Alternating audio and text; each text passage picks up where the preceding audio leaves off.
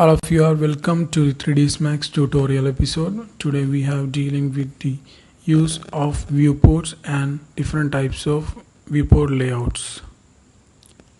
First of all, we can see about different types of viewport layouts in 3ds Max. We have to right click and we can see viewport layout tabs. It is active now. It is inactive. We have to click it to active. Right click and choose viewport layout tabs, and we can see a page is open in here, and we can see different types of standard viewport layouts in here. This type is the default layout type. We can see top, front, left and a perspective viewport, and we can change these system of layout of viewport layouts by clicking like this. This type of layout, in this type of layout there is only one type of layout, or we can choose it as top, bottom, front, back, left, right, etc.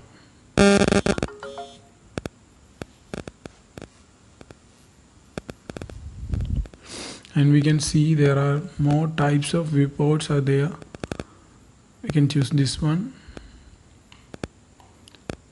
Here also there is 4 types of viewports, but they are aligned in a different way, and thus we can choose any type of viewport, standard viewport layouts from here as per our wish.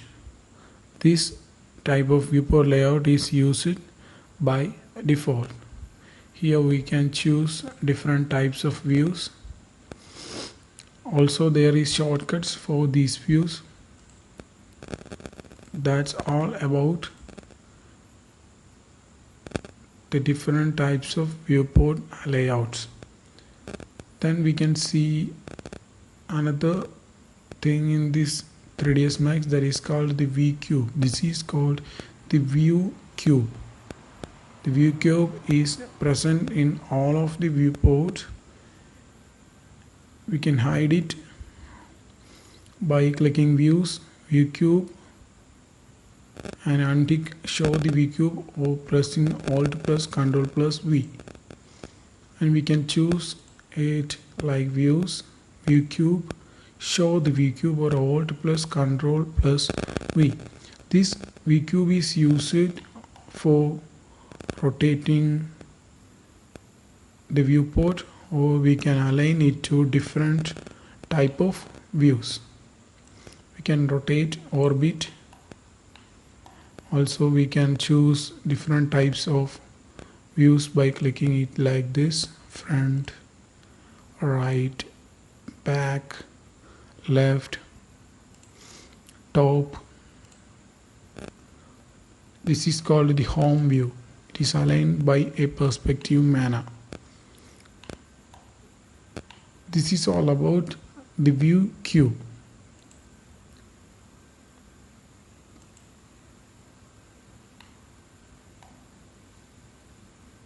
That's all about today's video. Thank you. Please like, share and support, and subscribe for more videos. Thank you. All of you are welcome to the 3ds Max tutorial episode. Today we have dealing with the use of